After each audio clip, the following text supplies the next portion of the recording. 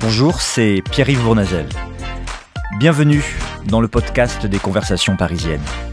Après un premier rendez-vous avec Jean-Robert Mazot, architecte urbaniste, sur la construction d'une ville désirable, podcast que je vous invite à réécouter, nous voici donc ici pour le deuxième épisode des Conversations parisiennes. Les Conversations parisiennes, c'est un événement que j'organise chaque mois, dans un arrondissement différent, autour de personnalités qui pensent et font la ville. Quelle que soit leur sensibilité, elles ont des expertises locales, des idées, des récits forts sur les sujets qui nous occupent au quotidien. Ces conversations doivent être des moments de discussion et de réflexion. Moments de réflexion et de discussion exigeants et constructifs. Aujourd'hui, je souhaite aborder un sujet douloureux, terriblement difficile. On ne peut pas l'ignorer, tant il est important. Je veux ici parler de la grande exclusion et de la précarité. J'ai le plaisir d'accueillir Stéphanie Rivoal afin d'échanger sur ce sujet. Bonjour Stéphanie. Bonjour. Vous avez été présidente d'Action contre la faim de 2013 à 2016. Vous avez été ambassadrice de France en Ouganda. Et vous avez d'ailleurs écrit un livre sur le sujet. Vous êtes très engagée sur les questions de solidarité, de coopération internationale et de développement. Merci beaucoup de votre présence. J'avais à cœur d'organiser une conversation parisienne sur ce sujet particulièrement douloureux car la situation actuelle est extrêmement lourde. Ce n'est pas dans mon tempérament d'être alarmiste, mais aujourd'hui les chiffres sont inquiétants. Et ces chiffres sont corroborés par les témoignages des associations que je rencontre régulièrement dans les différents quartiers de Paris. Le nombre de personnes sans domicile fixe a doublé depuis 2012 et s'élève aujourd'hui à au moins 300 000 personnes. Chaque nuit, 4 000 personnes, dont 1 000 enfants, n'obtiennent pas de place d'hébergement, malgré leurs appels au numéro d'urgence 115. Beaucoup de personnes renoncent à appeler le 115, car elles ne parviennent même pas à avoir une personne au bout du fil. Cette situation se dégrade d'année en année, avec une demande d'hébergement d'urgence en hausse de 10 à 15% annuellement. L'insuffisance du nombre de places en centre d'hébergement et du nombre croissant de personnes à la rue ont conduit à ce que le nombre de nuitées hôtelières a quintuplé en 11 ans. Elles sont passées de 14 000 en 2010 à 73 000 en 2021. Ces chiffres, je les constate moi-même. Nous les constatons ensemble à Paris. Avant de commencer et de vous poser ma première question, chère Stéphanie, je tiens à remercier les bénévoles, les professionnels, les associations qui œuvrent aux côtés des personnes isolées et précaires. Ces bénévoles sont précieux. Ces professionnels sont essentiels. Nous devons les soutenir. Je tiens à vous préciser que c'est un sujet très large et que nous n'aurons évidemment pas le temps de les traiter de manière exhaustive. Mais nous allons faire au mieux. Et justement, avant de revenir sur les constats et les solutions, j'aime poser les termes du débat. Et derrière ces termes de grande exclusion, de quoi parle-t-on concrètement, chère Stéphanie ? Alors quand on parle de grande exclusion à Paris, Île-de-France et même dans la France en général, je pense qu'il est utile d'avoir une forme de typologie des gens qu'on va retrouver dans cette exclusion et notamment des gens qui se retrouvent à la rue sans logement et qui sont véritablement les plus précaires. Pour ma part, j'aimerais bien les séparer en peut-être 3 types de personnes qui se retrouvent dans cette grande exclusion, notamment à Paris. Les premiers sont ceux qui sont sujets à des addictions, dont bien sûr l'alcool, mais aussi les drogues. Ce sont des personnes qui vont avoir besoin de solutions particulières et adaptées et qu'on ne peut pas facilement loger en hébergement d'urgence comme tous les autres. Les deuxièmes vont être les familles avec enfants, les étudiants. Ce sont des nouveaux grands exclus qui se retrouvent dans une précarité, alors même que les étudiants poursuivent leurs études Et les familles sont souvent dans l'emploi avec des enfants qui peuvent être en très bas âge, quelques mois jusqu'à bien sûr l'adolescence, et qui se retrouvent par toute une série d'événements personnels à la rue. Et c'est une population grandissante dans cette grande exclusion qu'on va retrouver à Paris et en Île-de-France. Les derniers sont les mineurs isolés ou les adultes migrants. Donc, ce sont des populations étrangères qui sont pour certains francophones, pour d'autres non francophones, qu'on va retrouver typiquement sous des tentes, sur les bords du périphérique, dans certains quartiers, on l'a vu dans certains cas en concentration importante, et qui, encore une fois, doivent avoir une solution qui soit appropriée. Car l'idée est bien de trouver des solutions à ce sujet et de pas faire preuve ou bien de naïveté, de brutalité ou d'avoir des solutions toutes faites qui, dans le fond, ne marchent pas.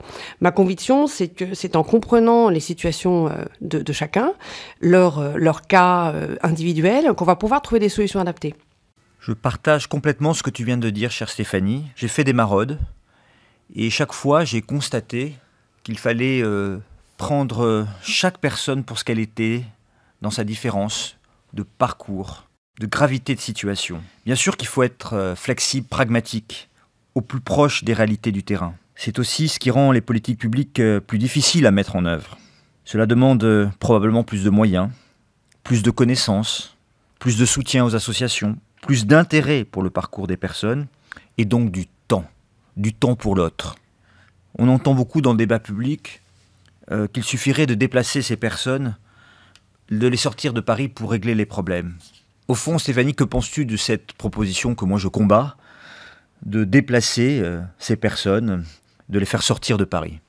Les déplacer, la grande idée, tant qu'ils ne sont pas à Paris, ils sont ailleurs, ce que je ne vois pas n'existe pas, pour moi ne résout pas le problème. On le déplace tout au mieux d'une rue à une autre, de la ville sur l'Île-de-France, d'où une nécessité d'avoir une approche concertée, alors que le problème va rester entier et que les nuisances potentielles que ces gens peuvent déclencher dans des quartiers, il n'est agréable pour personne, je pense, et pour eux en premier de vivre sous une tente, de ne pas pouvoir se laver, ni s'alimenter correctement, et pour certains de basculer, il faut bien le dire, dans la délinquance afin d'avoir des moyens financiers.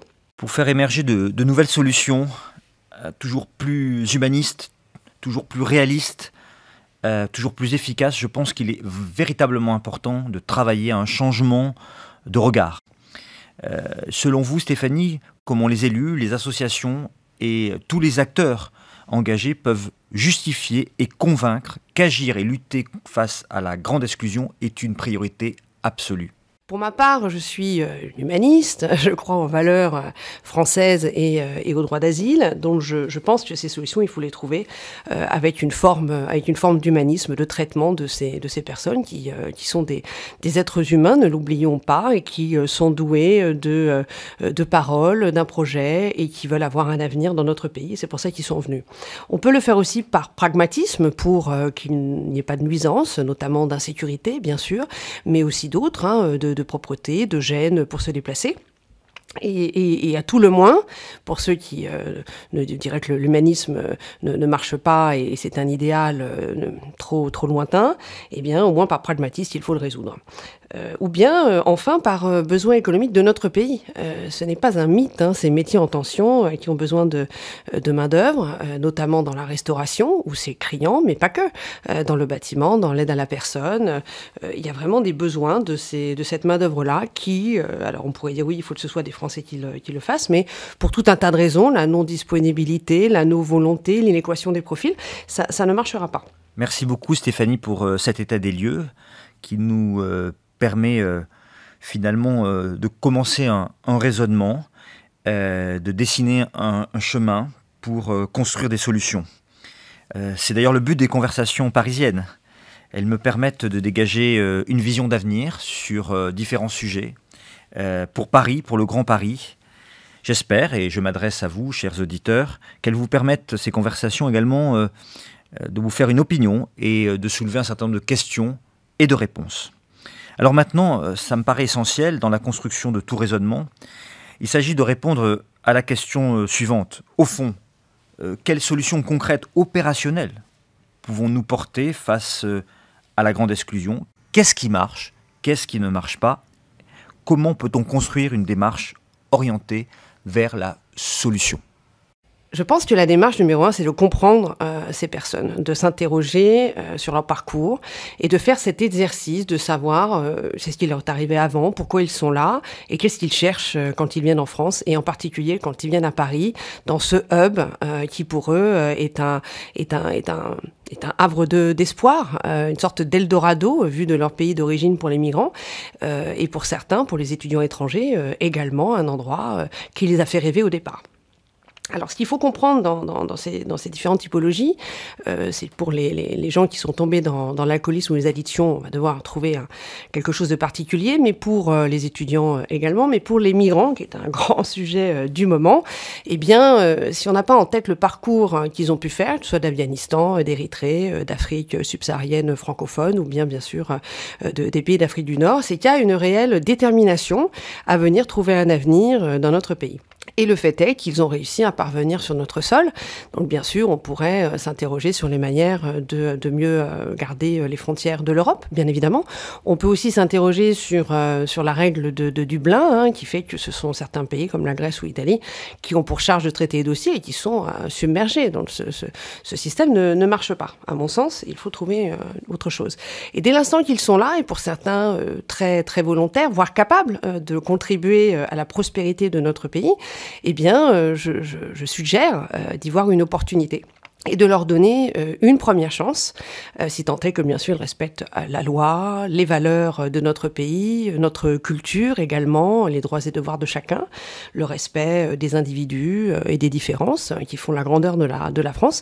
Si tant est que ce pacte qu'on peut passer avec ces personnes, même rentrées illégalement sur le territoire, est respecté, on peut imaginer qu'ils puissent finalement nous être utiles et qu'on puisse avoir un avenir en commun.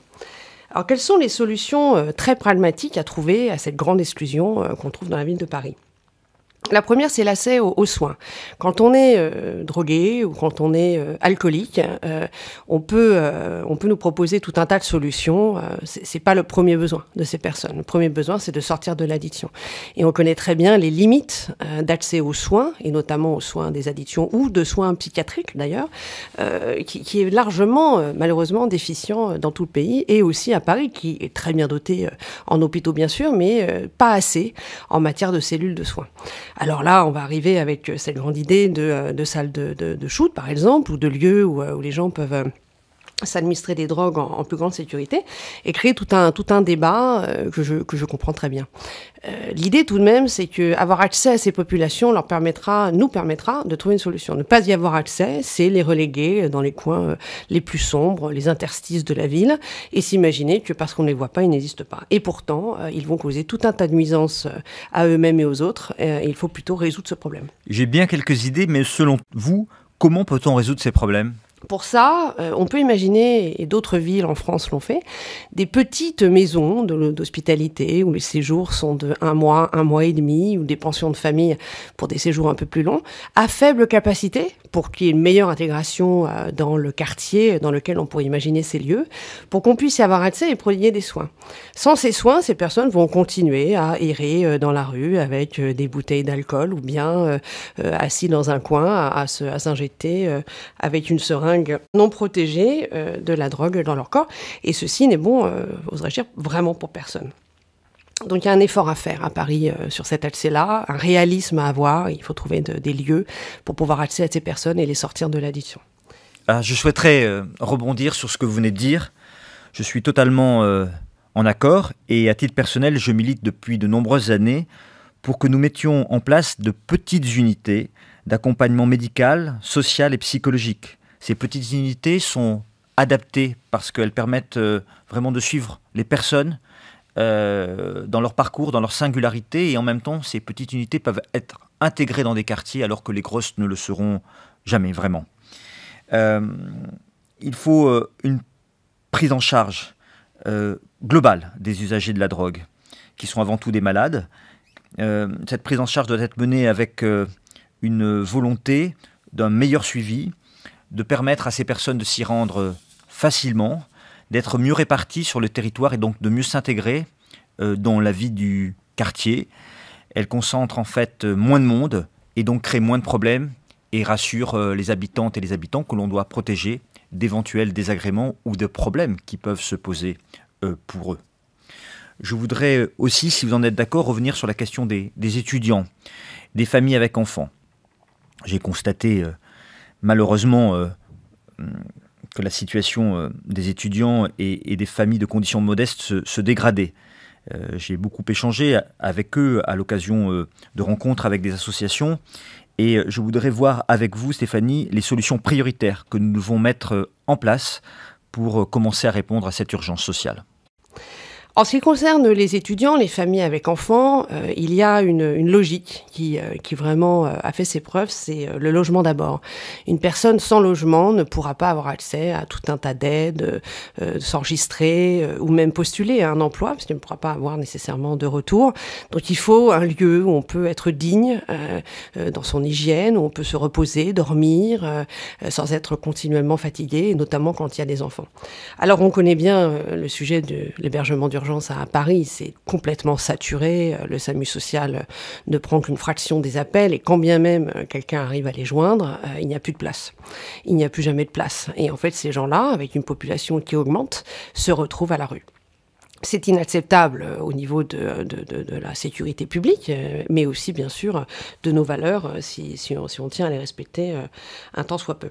Donc cet hébergement d'urgence, il faut faire quelque chose. Pour ça, il y a toutes sortes de lieux, publics ou semi-publics, ou privés, qui pourraient tout à fait être, dans certains cas, réquisitionnés s'ils sont désaffectés.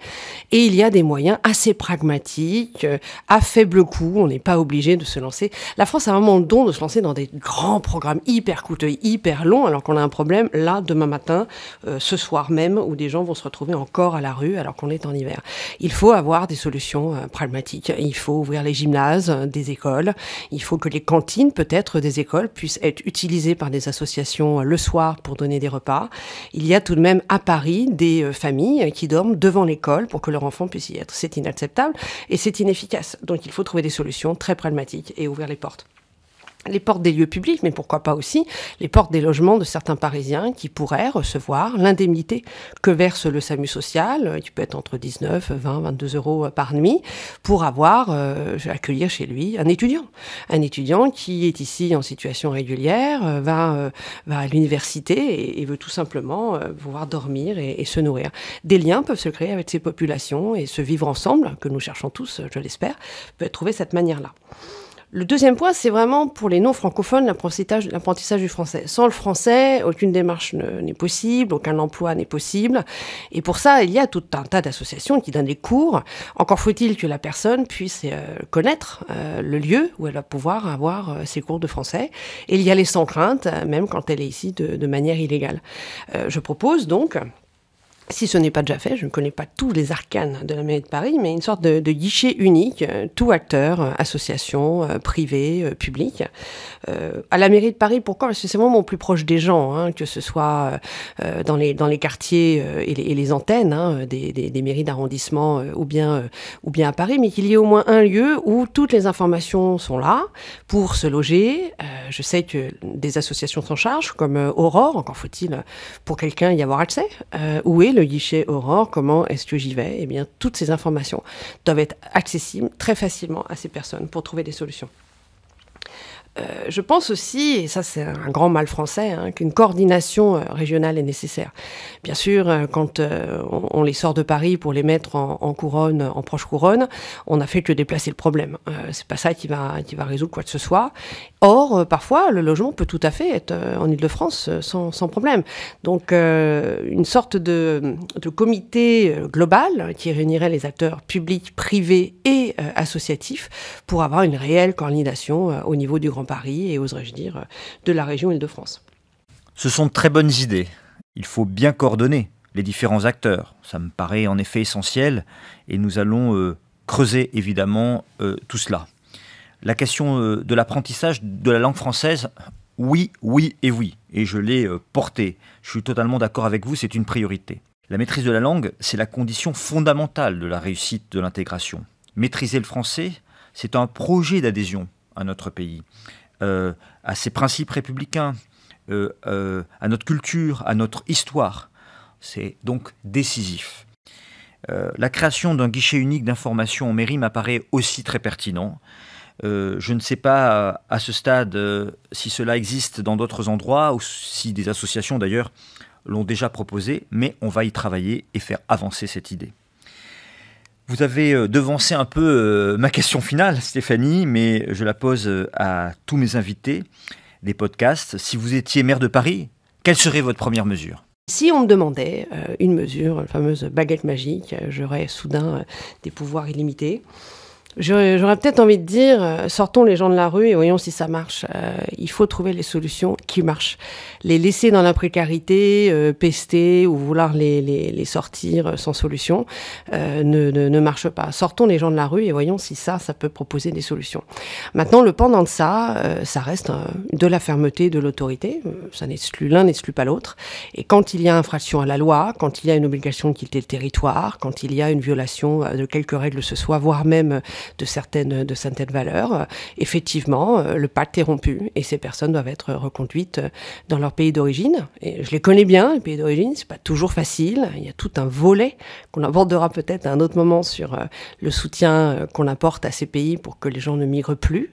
Mais en attendant, pour traiter celui de la grande exclusion à Paris, je pense qu'il faut déjà trouver des opportunités à ces personnes, conclure ce pacte de première chance et voir si par hasard cela ne résoudrait pas le problème. Merci beaucoup, chère Stéphanie Rivoal, pour cette conversation passionnante. Ce que je retiens de notre échange, c'est que pour pouvoir agir efficacement, il faut déjà bien comprendre les enjeux, les réalités de la précarité et de la grande exclusion.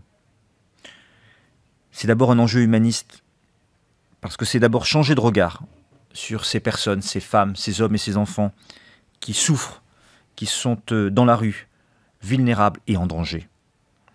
Bien sûr, Paris a un rôle à jouer pour initier, sensibiliser, travailler à un changement.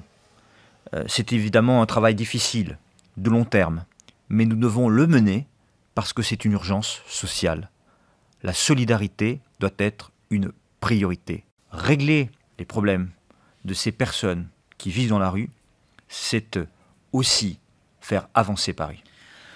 Ce que je retiens également, c'est qu'il existe de nouvelles solutions à co-construire, à inventer ensemble.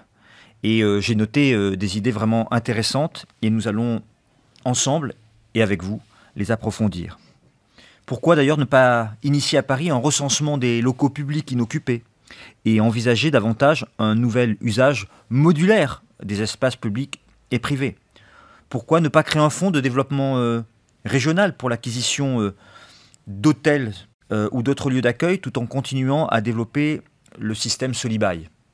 Pourquoi continuer à payer des chambres dans des hôtels sociaux très chers alors qu'on pourrait investir cet argent pour la transformation de ces hôtels sociaux en studios ou en appartements pour accompagner ces personnes et les sortir de la rue? Pourquoi ne pas mieux coordonner les acteurs publics, associatifs, privés, les faire travailler ensemble, regarder ce qui fonctionne bien, corriger ce qui dysfonctionne, identifier les marges de progression, dialoguons, travaillons, approfondissons, parce qu'il s'agit de la vie d'hommes et de femmes et d'enfants. Comme sur d'autres sujets, je suis convaincu que nous pouvons porter ce projet, un projet au fond alternatif de transformation de Paris, du Grand Paris, qui doit se construire autour d'une méthode renouvelée, ouverte, démocratique et profondément humaniste. Nous allons continuer ce travail, nous allons continuer de réfléchir ensemble sur tous ces sujets d'avenir pour Paris et pour le Grand Paris, car c'est l'ADN de Paris, d'être une ville solidaire, ouverte et tolérante.